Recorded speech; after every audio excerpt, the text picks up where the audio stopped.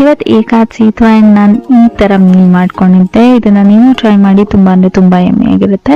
So first ಒಂದು ಕುಕ್ಕರಲ್ಲಿ ನಿಮ್ಮ ಹತ್ರ ಯಾವ್ಯಾವ ಕಾಳಿದೆಯೋ ಅದನ್ನು ನೆನೆಸ್ಬಿಟ್ಟು ಒಂದು 5 to 6 hours ಕುಕ್ಕರಲ್ಲಿ 3 times ನಾನೊಂದು ಸ್ವಲ್ಪ ನೀರು ಮತ್ತು ಉಪ್ಪು ಹಾಕಿ ಕೂಗಿಸ್ದೆ.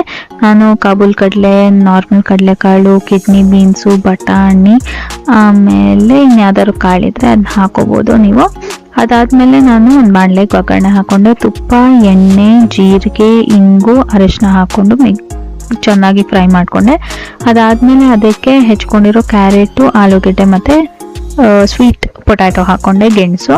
ಅದೆಲ್ಲ ಫ್ರೈ ಆದಮೇಲೆ ಚೆನ್ನಾಗಿ ಒಂದು ಸ್ವಲ್ಪ ಬ್ರೌನ್ ಆದಮೇಲೆ ನಾನು ಸ್ವಲ್ಪ ಕ್ಯಾಪ್ಸಿಕಮ್ ಹಾಕ್ಕೊಂಡೆ. ಆ್ಯಂಡ್ ನಿಮ್ಮ ಹತ್ರ ಯಾವ್ದಾದ್ರು ಸೊಪ್ಪಿದ್ರೆ ಅದು ಹಾಕೋಬೋದು. ನನ್ನ ಹತ್ರ ಮೆಂತ್ಯ ಸೊಪ್ಪು ಮತ್ತು ಪಾಲಕ್ ಸೊಪ್ಪಿತ್ತು, ಸೊ ನಾನು ಅದೆರಡು ಹಾಕ್ಕೊಂಡು ಚೆನ್ನಾಗಿ ಮಿಕ್ಸ್ ಮಾಡಿಕೊಂಡೆ. ಒಂದು ಸ್ವಲ್ಪ ಫ್ರೈ ಆಗಿ ಹಸಿ ವಾಸನೆ ಎಲ್ಲ ಹೋಗಿದೆ ಆ್ಯಂಡ್ ಆಲ್ಮೋಸ್ಟ್ ಒಂದು 3/4 ಭಾಗ ಬೆಂದಿದೆ ಅನ್ನೋ ತನಕ ಫ್ರೈ ಮಾಡ್ಕೋಬೇಕು.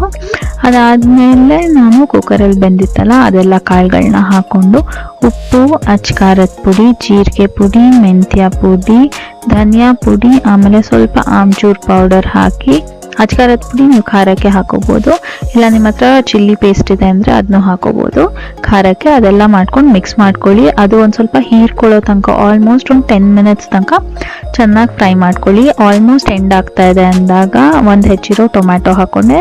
ಟೊಮ್ಯಾಟೊ ತುಂಬ ಬೇಯೋದು ಬೇಡ, ಒಂದು ಸ್ವಲ್ಪ ರಾನೇ ಇದ್ದರೆ ತುಂಬ ಚೆನ್ನಾಗಿರುತ್ತೆ.